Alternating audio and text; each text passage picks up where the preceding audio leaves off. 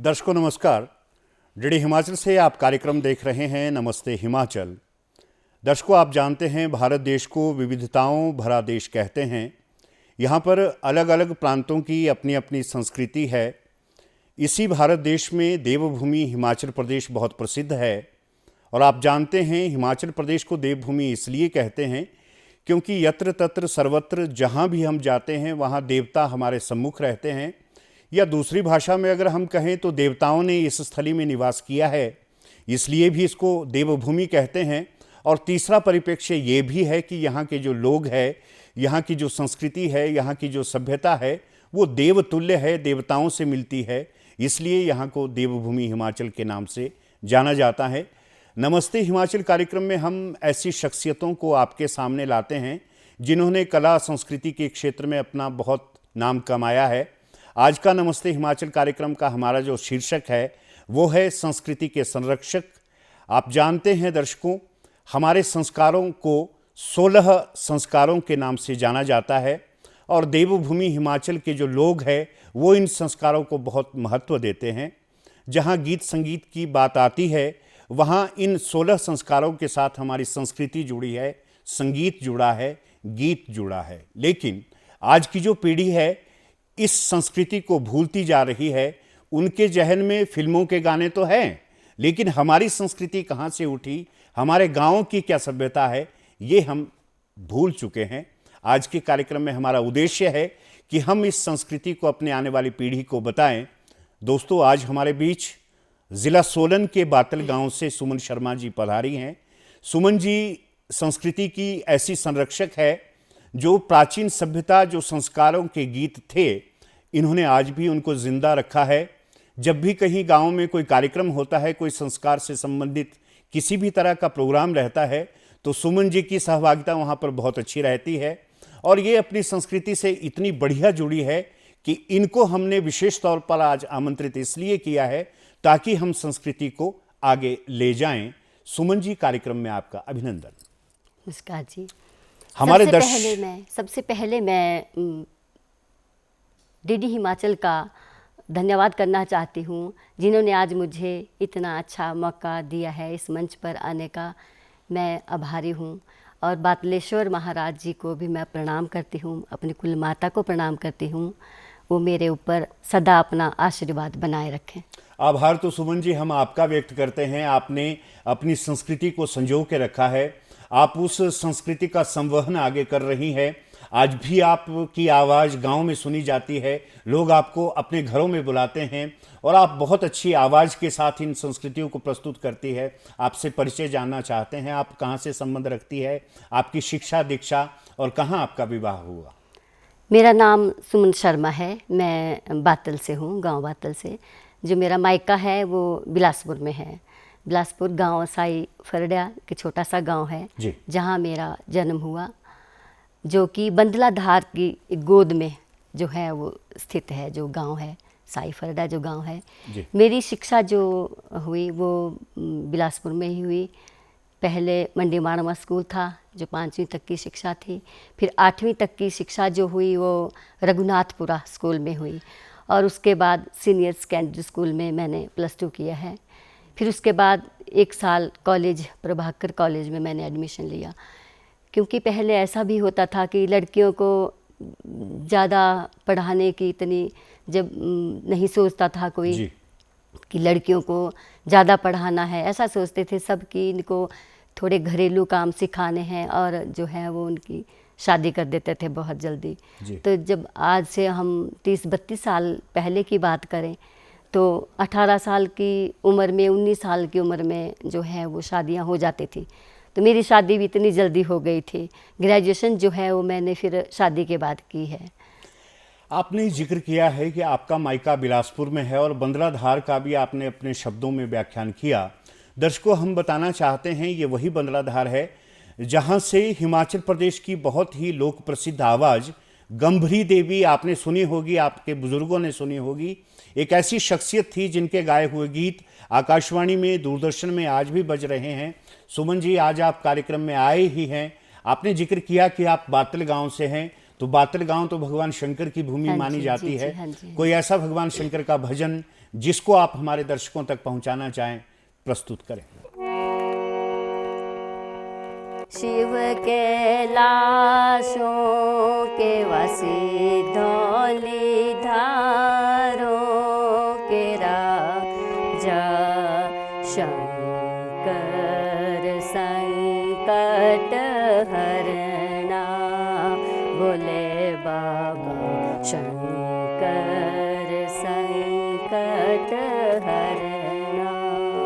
तेरे कैलाशों में बर्फ जे पड़ दी, तेरे कैलाशों में बर्फ जे पड़ दी, गज गज पई जांदा पाड़ा, हो भोले बाबा गज गज पई जांदा पाड़ा, भोले बाबा शंकर संकट हरना, भोले बाबा शंकर संकट हरना। शंकर संकट हरना, ये बहुत सुंदर भजन आपने प्रस्तुत किया है। आपसे हमारे दर्शक ये भी जानना चाहते हैं, संगीत के प्रति आपका रुझान कैसे हुआ? आपके घर में, आपके परिवार में ऐसा कौन था जिसको देखकर आपने संगीत को अपने जीवन में उतारा? कैसे संगीत के प्रति आपका रुझान हुआ?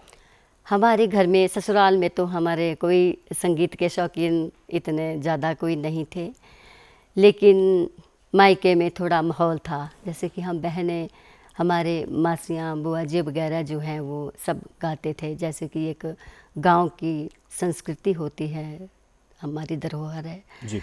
तो स्कूल टाइम में जैसे कि बच्चे, छोटे छोटे बच्चे स्कूल जाते थे, तो मुझे स्कूल टाइम से थोड़ा शौक़ था ऐसा कि मैं गाऊंगी, या कुछ भी गतिविधियां जो स्कूल में होती थी उसमें मैं भाग लेती थी। तो बाल सभा हुआ करती थी पहले, ऐसे बड़े फंक्शन उस समय जो होते नहीं थे स्कूलों में जी। तो बाल सभा में गतिविधियां जो बच्चों की होती थी, चाहे वो ग्रुप सॉन्ग है, चाहे एकल सॉन्ग है, चाहे नाटक वगैरह है, तो उसमें मैं भाग लेती थी। फिर जब मैं सीनियर सेकेंडरी स्कूल बिलासपुर गई तो वहाँ मैंने सब्जेक्ट म्यूज़िक रखा। वहाँ म्यूज़िक के टीचर थे हमारे ब्रिजलाल भारद्वाज जी, सुंदर नगर के, आज वो उस दुनिया में नहीं है, लेकिन वो हमारे गुरुजी रहा करते थे। बहुत अच्छी तरह से वो जो सिखाते थे। लेकिन स्कूल थोड़ा, बिलासपुर थोड़ा दूर पड़ता था घर से। उस समय इतनी सुविधाएं होती नहीं थी कि अब बसेस भी, सरकारी बसेस होती थी उस समय, प्राइवेट बसें भी नहीं होती थी। तो म्यूज़िक क्लास लगाने के लिए जो समय था वो एक्स्ट्रा लगाना पड़ता था, तो घर आने की चिंता होती थी और घर वाले भेजते भी नहीं थे इतनी कि एक्स्ट्रा टाइम लगाना है, अंधेरा हो जाएगा, लड़कियां जो है वो बाहर नहीं जानी चाहिए। सुमन जी, ये बात आपने बहुत अच्छी कही कि उस समय हमारी बेटियों के लिए बहुत प्रतिबंध हुआ करते थे। हाँ जी, हाँ जी। और लड़कियों का घर से बाहर निकलना बहुत मुश्किल हाँ जी, होता हाँ था। जी, हाँ जी। आपने बताया कि आपके मायके में तो थोड़ा माहौल था, लेकिन जब आपका ब्याह हुआ, ब्याह कर हाँ आप जी। बातल में आई, तो आपके जो ससुराल के लोग हैं, आपके पति है, उन्होंने आपको कितना उत्साहित किया? उन्होंने आपको कैसे संगीत से जुड़े रखने के लिए प्रेरित किया? मुझे थोड़ी घर की जिम्मेवारी जो थी वो थोड़ी ज़्यादा थी। मैं समय ऐसा बाहर निकलने के लिए मैं टाइम नहीं लगा पाई। लेकिन जैसे हमारा ग्रामीण जीवन था, गांव में गाय भी रखी है, खेती बाड़ी भी है। जैसे मैं निकल जाती थी, खेतों में निकल जाती थी, मैं गुनगुनाती रहती थी। तो जो भी गाने मुझे आते थे, कहीं ना कहीं मेरे अंदर शौक़ था कि मैं करूँगी कुछ ना कुछ, कभी ना कभी, चलो मौका जब भी मेरे को भगवान जी देंगे तो मैं करूँगी। तो मैं खेतों में गुनगुनाती रहती थी और काम भी करती रहती थी।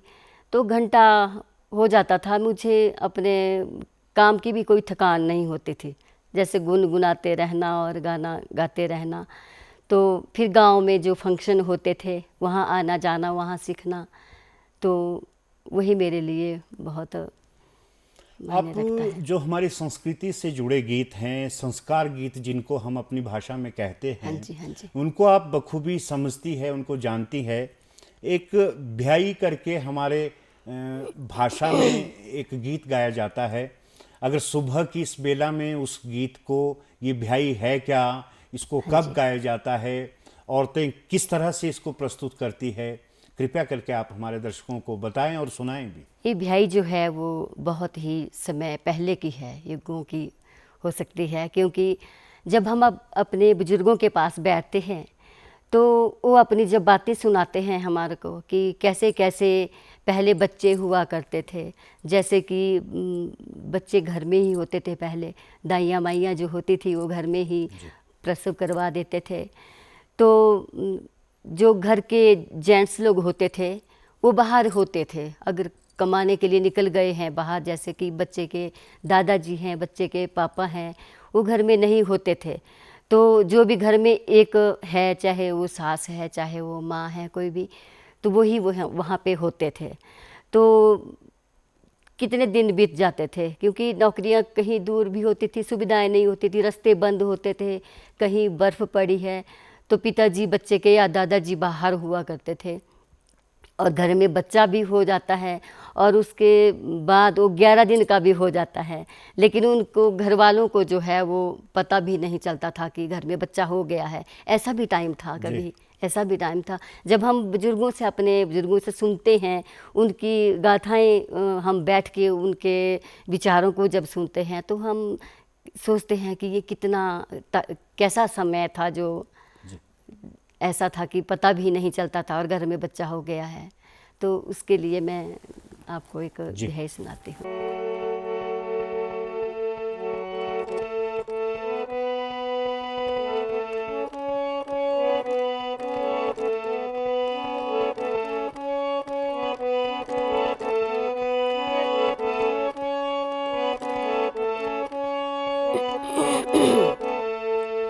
हो साड़ी लैनी हो लारे लपे वाली, सोने जेठ पे वाली, नी आज मोरे श्याम जनम्या। हो साड़ी लैनी हो लारे लपे वाली, सोने जेठ पे वाली, नी आज मोरे श्याम जनम्या। हो करे आई जा गीगे दादा दा बन के, गीगे दादा दू बन के, नी गीगा मोरा छुणु छुणु मगदा। हो करे आई जा गीगे दादा दा बन के, गीगे दादा दू बन के, नी गीगा मोरा छुणु छुणु मगदा। हो साड़ी लैनी हो लारे लपे वाली, सोने जेठ पे वाली, नी आज मोरे श्याम जनम्या।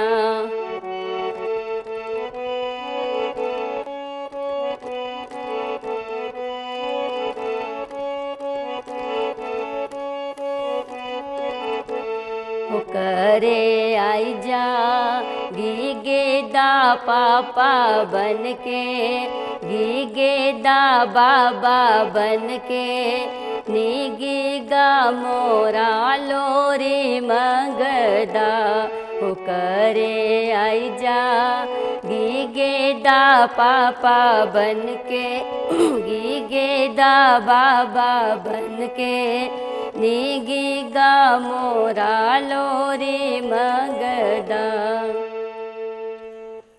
दर्शकों, आज तो हम ये समझते हैं कि संगीत मात्र एंटरटेनमेंट, मनोरंजन का साधन है, लेकिन यदि प्राचीन समय की बात करें तो संगीत हमारे जीवन से जुड़ा हुआ था। संगीत हमारे संस्कारों में था, संस्कारों से चलकर हमारे जीवन को आलोकित करता था। कितने सुंदर शब्द है। गाँव में जो जैसा परिवेश होता था, जैसे लोग रहते थे, कैसे उनका रहन सहन रहता था, सब कुछ संस्कार गीतों के माध्यम से प्रस्तुत किया जाता है। सुमन जी, बहुत अच्छी ब्याई आपने ये प्रस्तुत की है और हमारे दर्शकों तक पहुंची भी है। आपसे एक और बात जानना चाहते हैं सुमन जी, जब पुराने समय में बारातें आया करती थी तो हमको भी थोड़ा थोड़ा याद है कि वहाँ जो वधू की तरफ की जो औरतें होती थी वो कुछ गाती थी और फिर सारे लोग हंसते थे। कुछ ऐसा गाती थी कि उसमें कुछ मजाक भी होता था और कुछ कईयों को बुरे भी वो शब्द लगते थे। वो क्या विधा है? जब वधू के घर वर आता है, उसके साथ बाराती उसके अपने परिवार के लोग रहते हैं, तो जो उस घर की जो औरतें हैं वो क्या खाते हुए उनको कुछ बोलती थी, वो क्या है, उस विधा को कहते क्या है? और अगर आपके जहन में है तो हमारे दर्शकों तक भी उसको पहुंचाएं। हाँ जी, पहले तो शादियां होती थी तो यही एक मनोरंजन हुआ करता था। सिठनियाँ देनी है, उस समय जो है वो डीजे का टाइम नहीं था, डीजे का टाइम होता नहीं था, तो सिठनियों से ही जो है वो भरपूर मनोरंजन किया करते थे। तो सभी औरतें भी ऐसी तैयार रहती थी कि बाराती जो है वो कब जैसे खाना खाएंगे, कब हम अपनी सिठनियाँ देने के लिए तैयार होंगे। तो बाराती जब खाना खाने बैठते थे तो मजाक वाली गालियाँ, चाहे उनको अच्छी लगे, मजाक मजाक होता था, किसी को बुरा भी नहीं लगता था। तो वो सिठनियाँ होती थी उस समय। कद्दूआं दा चालूआं देआं पत्तियां दा, लंबिया लंबिया सप्पां दा, मेंढक दियां लत्तां दा, खा लो बरातियों रायता, बड़ा स्वाद रायता। तो ये वो होता था। और दूसरा कि मैं तां देखिया जीजा जी पेड़ां चार दे थे, मैं तां देखिया जीजा जी पेड़ां चार दे मतलब जीजा थे। भेड़े चार रहा है। हाँ जी। हो भेड़ां पईयां छोलियां खेत जीजा, रूड़िया बीड़ा हेठ मैं तां हसदी जीजा जी तुसी रोंदे थे, मैं तां हसदी जीजा जी तुसी रोंदे थे। देखिए, संगीत को हमारे जो बुजुर्ग थे उन्होंने कैसे अपने जीवन में उतारा। मजाक भी हो रहा है, वो भी गीतों के संगीत के माध्यम से हो रहा है। सुमन जी, बहुत अच्छी हमारी ये विरासत है और आप इस विरासत को आगे बढ़ा रही है, ये और भी बड़ी अच्छी बात है। दर्शकों, क्योंकि आज का हमारा जो नमस्ते हिमाचल कार्यक्रम है ये संस्कारों से जुड़ा हुआ कार्यक्रम है, तो एक हिमाचल प्रदेश का फोक सॉन्ग, हिमाचल प्रदेश का लोकगीत आप लोगों के सामने ला रहे हैं। आप इसका आनंद लें, कार्यक्रम में यूं ही बने रहें। सुमन जी से और भी हमको अभी बहुत कुछ सुनना है।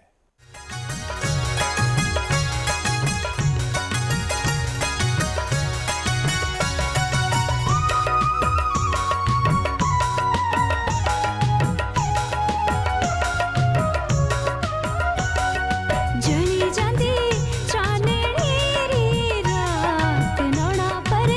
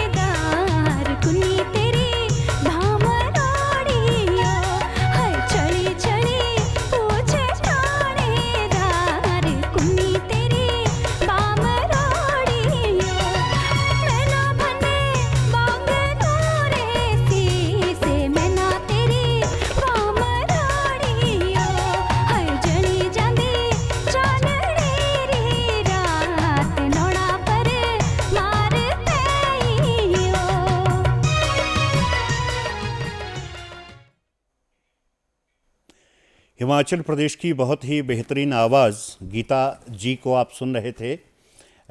दर्शकों, आज के नमस्ते हिमाचल कार्यक्रम में हम बातचीत कर रहे हैं संस्कृति के संरक्षक। आज हमारे बीच ज़िला सोलन के बातल गांव से सुमन शर्मा जी पधारी हैं। सुमन जी जो ग्रामीण परिवेश में संस्कृति संस्कारों के गीत गाए जाते हैं, इनको संजो के रखा है और आने वाली पीढ़ियों को इन्हें सुना रही है। सुमन जी, जैसा कि आपने बताया कि आपके ऊपर परिवार की जिम्मेवारियां भी थी, लेकिन खेतों में जाकर भी आप गुनगुनाते हुए अपने संगीत का ये जो सफ़र है इसको आप आगे बढ़ाते रहें। आपके परिवार के बारे में भी हम जानना चाहते हैं। आपके पति, आपके बच्चे, आपका जो परिवार है उसका सहयोग आपको कैसे मिलता है? आपके बच्चे क्या कर रहे हैं और क्या उनमें भी ऐसे संगीत के गुण हैं? हाँ जी, हाँ जी, आपने बहुत ही अच्छा सवाल किया। मुझे जो मेरा साथ देने वाले मेरे पतिदेव जी मेरा पूरा सहयोग देते हैं, चाहे वो घरेलू कार्य, वो टीचर हैं, बखालग स्कूल में टीजीटी के पद पर कार्यरत हैं, तो नौकरी भी करते हैं और मेरा भी पूरा साथ देते हैं, जैसे खेतों में भी काम करना। और संगीत के लिए भी मुझे, उनको पता था कि ये शौकीन है, किंतु टाइम अपने लिए नहीं निकाल पाई मैं। घर गृहस्थी जीवन, औरतों के लिए एक जिम्मेवारियां निभानी पड़ती है, उसमें भी हमारा बहुत सुख है, सुकून मिलता है जब हम अपने बुज़ुर्गों के पास रहते हैं। हम ऐसा नहीं कह सकते कि हम बुज़ुर्गों का कर रहे हैं, नहीं, हम उनके पास रहते हैं या हमें वो देख रहे हैं। आज वो हमारे साथ नहीं है, लेकिन उनका भी हमारे ऊपर पूरा जो है वो आशीर्वाद है। हमारे बच्चे, मेरा बड़े वाला बेटा मेडिकल में है, वो असम गुवाहाटी में जो है वो रेडियोलॉजिस्ट है जी। और छोटे वाला बेटा IIT मंडी में है, वो PhD कर रहा है फिजिक्स में। तो बच्चों को भी हमने कोई ऐसी शिक्षा जो है वो, बातल गाँव ही हमारा बहुत अच्छा गाँव है, वहाँ के शिक्षक भी बहुत अच्छे थे जिन्होंने बच्चों को पढ़ाया है, बच्चों के गुरुजी। तो गवर्नमेंट स्कूल में ही हमारे बच्चे पढ़े, 10th तक बातल स्कूल है, उसके बाद अर्की में पढ़े। और बच्चों ने चलो अपना जो बच्चों का कार्य था वो बच्चों ने किया, जो हमारा कार्य था वो हम करते गए। और सुमन जी, ये बहुत बढ़िया आपने बताया कि आपके जो बच्चे हैं वो सरकारी विद्यालय से ही पढ़े हैं और आज बहुत अच्छे मुकाम पर वो पहुंच चुके हैं। हम भी ईश्वर से यही कामना करेंगे कि वो अपनी बुलंदियों को छुएं और अपने माता पिता की सेवा वैसे ही करें जैसे आपने अपने बुजुर्गों की सेवा भाव रखा है उनके प्रति। आपसे एक और हमारी सांस्कृतिक विरासत है, छंद जिसको कहा जाता है। ये छंद भी महिलाओं के द्वारा ग्रामीण क्षेत्रों में बहुत गाए जाते हैं। हाँ जी। ये छंद होते क्या है और इनको कैसे प्रस्तुत किया जाता है? ये शादी में जैसे दूल्हा बारात लेके जाते हैं, फिर लगन के बाद जब वो एक कमरे में जो है वो प्रवेश करते हैं, तो सब सालियाँ इकट्ठी होके जो है वो दूल्हे के पीछे पड़ जाती है कि हमें छंद सुनाओ कि। तो ऐसा भी कहते हैं अगर छंद नहीं सुनाना है तो हमें लाग चाहिए। वो पैसे पहले तो 100-50 रुपया देते थे, वो ही बड़ा होता है। आज के टाइम में तो पूरी कॉपी देनी पड़ती है सालियों को। पूरी कॉपी जो है वो सालियाँ हटती नहीं है, सालियाँ मानती ही नहीं है। अब देखो कि शादी में बारात आती है, शादी का चाहे मुहूर्त निकल जाए, सालियाँ जो है वहाँ गेट पर जो स्वागत करती है और फिर हंसी मजाक, चाहे वो अपना लाग चाहती है तो दूल्हा भी बहुत ही एक खुश होके अपनी सालियों के साथ जो एक उनको जो चाहती हैं वो देते हैं, लाग देते हैं। तो वैसे ही शादी में भी ऐसा ही होता है कि बिलासपुर साइड ज़्यादा रिवाज था छंद बुलाने का, कि तो पीछे पड़ जाती थी कि हमें जो है वो छंद सुनाओ। तो दूल्हा जो होते थे वो सुनाते थे कि छंद पया पई छंद पया, छंदा ऊपर केसर, सस मेरी पार्वती तो सौरा मेरा परमेश्वर। तो इससे बड़ा और क्या चाहिए जब इतनी पदवी जो दूल्हा अपने सास ससुर को दे रहे हैं, तो एक बहुत बड़ी पदवी है जो परमेश्वर का जो है। आपके कहे अनुसार जो भी हमारे संस्कार हैं, इनमें जहाँ मजाक, हंसी को हम समाहित करते हैं, हाँ जी। वही एक प्रेरणा और संदेश भी रहता है। आपने अपने ही शब्दों में कहा कि आज जब ब्याह होता है तो आज के समय में तो हम भौतिकवाद में जी रहे हैं। हाँ जी, हाँ जी। बहुत खर्चा सब लोग कर हाँ रहे जी, हैं। हाँ जी, हाँ जी। मुहूर्त छूट जाए लेकिन सालियों का हाँ जो जी, हाँ जीजा के साथ संवाद है वो हाँ कम जी, हाँ नहीं जी। होना हाँ चाहिए। जी, हाँ जी। तो हम अपने दर्शकों से ये भी प्रार्थना करेंगे कि मुहूर्त का विधान हमारे शास्त्रों में बताया गया है, उस मुहूर्त का भी हमें अनुपालना करनी चाहिए। लेकिन हमारी संस्कृति के जो रंग है, हमारा जो गीत संगीत है, हमारे जो ब्राह्मणों का प्रति भाव है, हमारे जो कार्यकर्ता लोग जो विवाह शादियों में रौनक लगाते हैं, उन सभी चीज़ों को भी हमें समझना चाहिए। कहीं ऐसा ना हो कि हमारे बच्चे 10 साल बाद पूछे कि ये ऐसा क्यों होता था या ऐसा क्यों होता था। आज के जो छोटे छोटे बच्चे हैं वो तो ये भी नहीं समझ पाते कि ये जो मोबाइल है ये हम लोगों की पीढ़ी के हाँ जी, हम हाँ लोगों जी। के सामने आया है। हाँ जी, हम हाँ लोगों जी, ने हाँ जी। सोचा भी नहीं था हाँ कि जी। कभी ऐसा भी ठीक। होगा कि हाँ जी, हाँ बिना जी। तार से कोई ऐसा यंत्र आएगा। जी, जी। आपसे इसी कार्यक्रम को आगे बढ़ाते हुए हम ये भी जानना चाहते हैं कि कन्यादान बहुत बड़ा दान हमारे शास्त्रों में कहा गया है। हाँ जी, हाँ जी। और एक माता पिता जब अपनी बेटी को विदा करते हैं, उससे दुखदायी क्षण और क्या हो सकता है। हाँ जी, हाँ जी, और हाँ जी। उससे बड़ी सुख की अनुभूति भी क्या हो सकती है। हाँ जी, हाँ जी। ये एक ऐसा समावेश है कि इसमें सुख और दुख दोनों रहते हैं। तो क्या कन्यादान के समय भी कोई महिलाएं आपस में बैठकर मिलकर कोई गीत गाती है? अगर ऐसा कोई गीत है तो वो भी आप हमें हाँ जी।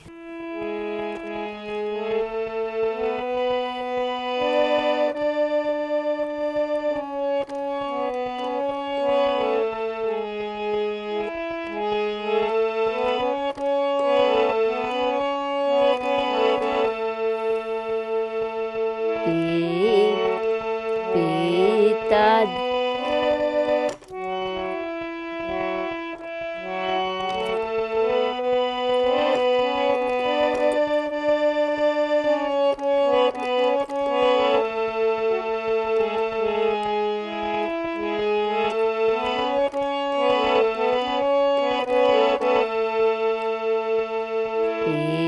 पिताजी तुसे बड़े ही धर्मियो, बड़ा ही धर्म कमाया। पिताजी तुसे बड़े ही धर्मियो, बड़ा धर्म कमाया। गंगा जमुना मार्कंड नाई के हो कने यहाँ दान कराया। गंगा जमुना मार्कंड नाई के हो कने यहाँ दान कराया।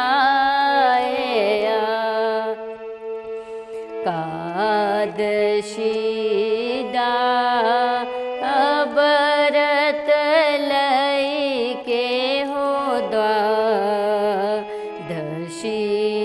फल पाया। पिताजी तुसी बड़े ही धर्मियो, बड़ा ही धर्म कमाया।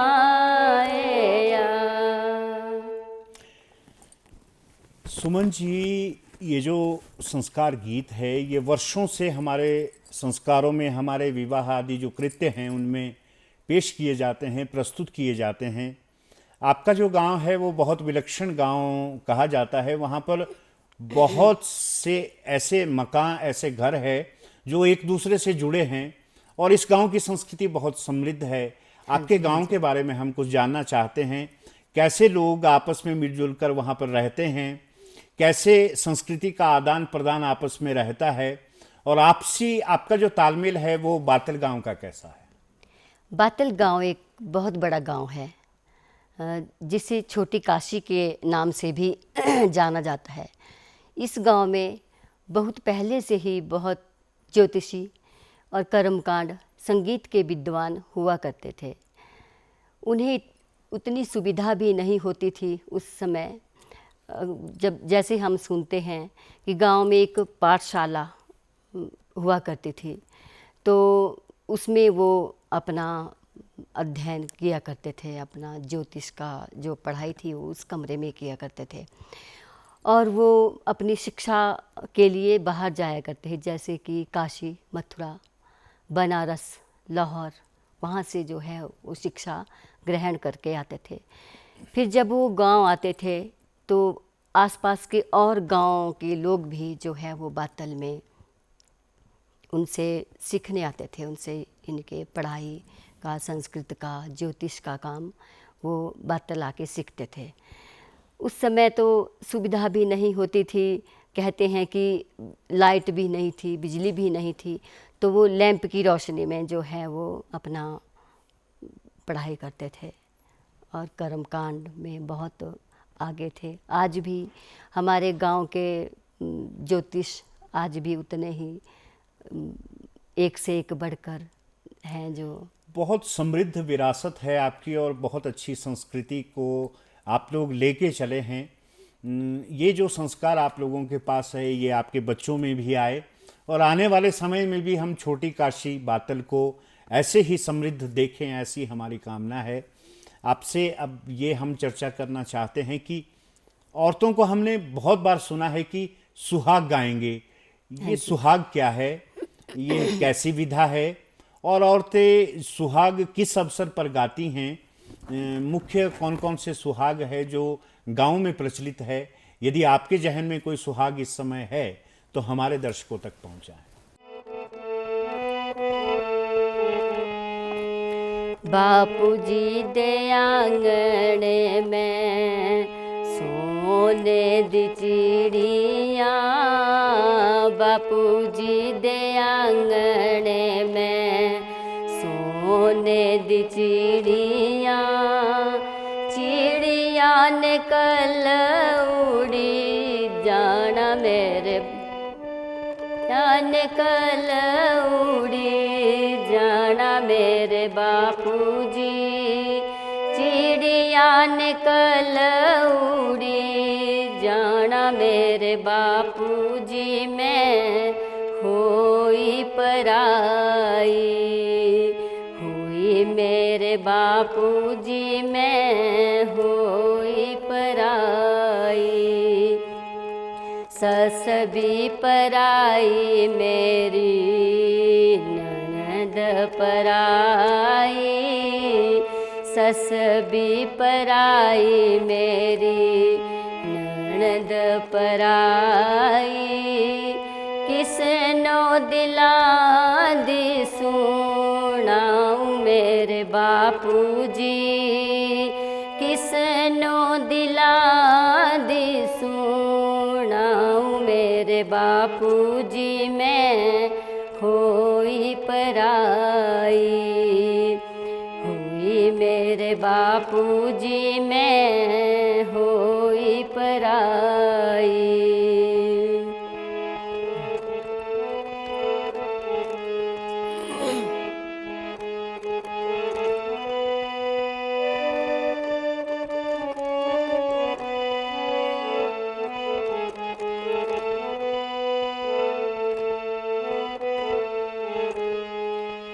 दरानी भी पराई मेरी, जेठानी भी पराई, दरानी भी पराई मेरी, जेठानी भी पराई, कंठ गया पर देश मेरे बापूजी, कंठ गया पर देश मेरे बापूजी, मैं होई पराई।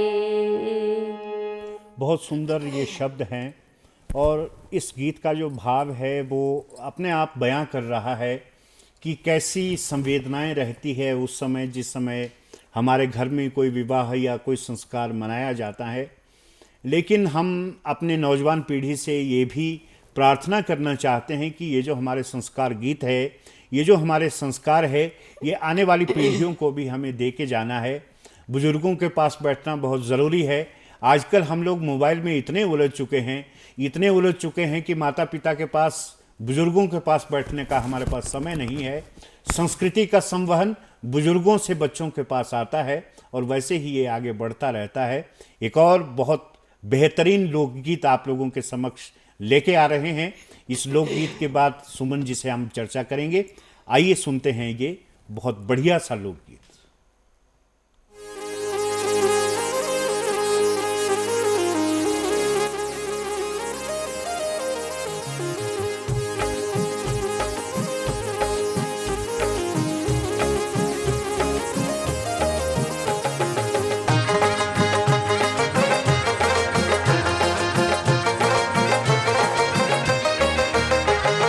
सुन मेरे सजना, सुन मेरे हानिया, तेरे संग मेले जो जाना, तेरे संग मेले जो जाना। सुन मेरे सजना, सुन मेरे हानिया, तेरे संग मेले जो जाना, तेरे संग मेले जो जाना।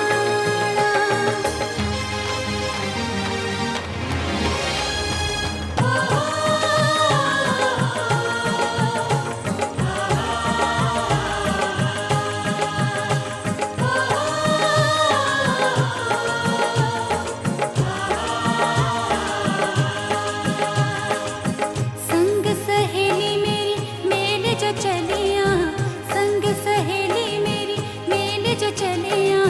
सोने सुट पाई कने पाया बेल बटमा, सोने सुट पाई कने पाया बेल बटमा। सुन मेरे सजना मा सूट सिलाना, सुन मेरे सजना मा सूट सिलाना। तेरे संग मेले जो जाना, तेरे संग मेले जो जाना।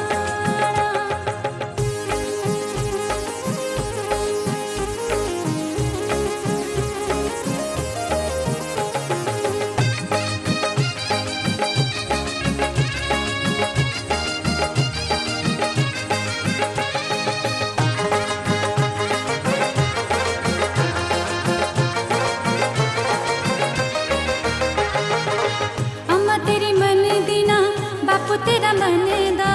अम्मा तेरी मन दीना, बापू तेरा मन दा। घूमने फिरने जो मेरा मन करेगा, घूमने फिरने जो मेरा मन करेगा। सुन मेरे सजना मा फोटो खिंचाना, सुन मेरे सजना मा फोटो खिंचाना। तेरे संग मेले जो जाना, तेरे संग मेले जो जाना।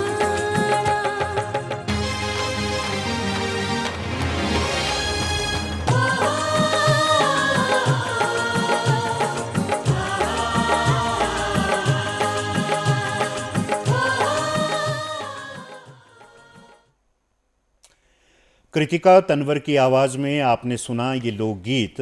इसमें हमारे हिमाचल प्रदेश की पृष्ठभूमि आप लोग देख रहे थे।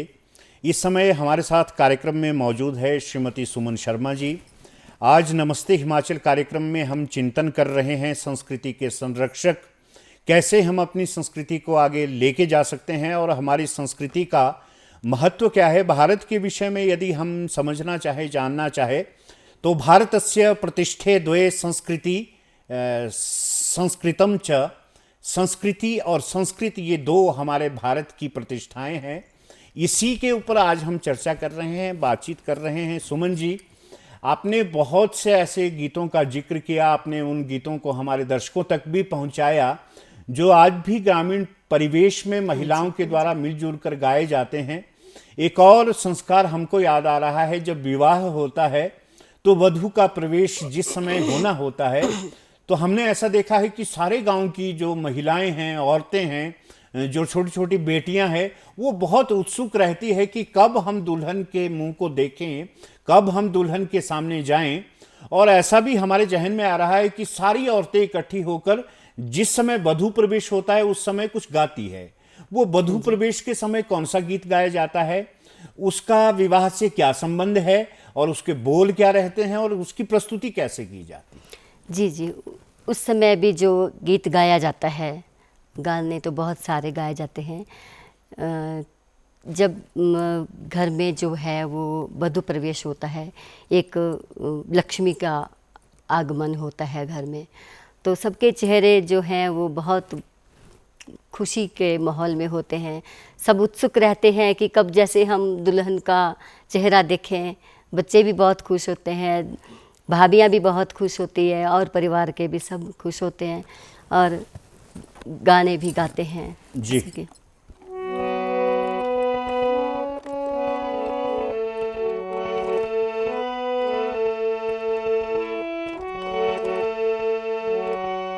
हो आओ मेरी बउए ये घर तेरा, हो आओ मेरी बउए ये घर तेरा, होए घर तेरा, हो बउए ये वर तेरा, होए घर तेरा, हो बउए ये वर तेरा, हो तेरे आने ते मेरा अंगन सुहावा, हो तेरे आने ते मेरा अंगन सुहावा, हो आओ मेरी बउए ये घर तेरा। एक माँ जो है वो सब कुछ सौंप देती है। जैसे ही बहू आती है तो वो कहते हैं कि ये घर भी तेरा है, अब ये वर भी तेरा है। अपना बेटा जो है वो एक बहू के हवाले कर देती है कि अब तक मेरी जिम्मेवारी थी पूरी, अब तेरी भी जिम्मेवारी है, अब तूने भी इसका ख्याल रखना है और मैंने भी ख्याल रखना है। ये घर भी तेरा है, ये वर भी तेरा है। कितनी ऐसा कितनी है। समृद्ध हमारी हाँ जी। संस्कृति है, जो सारी जीवन की संपत्ति जोड़ी हाँ जी। होती है। जी। बुजुर्ग लोग वो सारी संपत्ति अपनी बहू हाँ जो जी, आने हाँ वाली जो वधू प्रवेश में आ रही है, जी। नवांग आगंतुक, उसको जी, सौंप देते हैं। ये कितनी विशालता है हमारी संस्कृति की। हाँ जी। कार्यक्रम का वक्त भी जी, हो जी। चला है। आपका संदेश हमारे नौजवानों के लिए, महिलाओं के लिए, औरतों के लिए क्या रहेगा? संस्कारों से क्यों जुड़ना जरूरी है? हाँ जी, मैं तो यही संदेश देना चाहती हूँ कि अपनी संस्कृति हमारी धरोहर है, हमें इसको बचा के रखना चाहिए। और जो हमारे गाने हैं, अगली नई पीढ़ी को भी मैं जागरूक करना चाहती हूँ कि ये हमारी संस्कृति है। इन गानों का जो है आगे से आगे अगले टाइम में भी इनका जो है प्रचलन होना चाहिए। और सुमन शर्मा जी, आज आप इस कार्यक्रम में आए और ये जो आपने अपनी संस्कृति की झलक आज नमस्ते हिमाचल में आपने प्रस्तुत की है, ज़रूर हमारे दर्शकों तक आपके ये जो गीत है, आपके जो संगीत था, आपके जो लोकगीत थे, आपके जो संस्कार गीत थे, वो उन तक पहुँचे होंगे। सुमन जी, आज स्टूडियो में आने के लिए और इतनी बेहतरीन प्रस्तुति देने के लिए आपका बहुत बहुत आभार। दर्शकों, नमस्ते हिमाचल कार्यक्रम में आज हम जिला सोलन के बातल गांव की सुमन शर्मा जी से बातचीत कर रहे थे। इनसे हम संस्कार गीतों के बारे में सुन भी रहे थे और जानने का प्रयास ये कर रहे थे कि ये जो संस्कार गीत है, कैसे आज भी ग्रामीण परिवेश में ये जीवंत है। ये बात तो सही है कि हम पाश्चात्य सभ्यता की ओर बढ़ रहे हैं, ये भी हम मानते हैं कि अपने संस्कारों को हम आज भूल चुके हैं। ये भी हम समझते हैं कि बॉलीवुड, हॉलीवुड का हमारे जहन में इतना प्रभाव पड़ गया है कि अपनी संस्कृति को बहुत दूर हम छोड़ चुके हैं। लेकिन प्रार्थना यही करते हैं कि अपनी संस्कृति से जुड़े रहें, अपने संस्कारों से जुड़े रहें।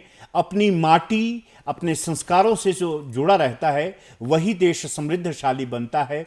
आप सबका जीवन सुखमय हो, आपका दिन मंगलमय हो, इसी कामना के साथ आज्ञा दें। नमस्कार।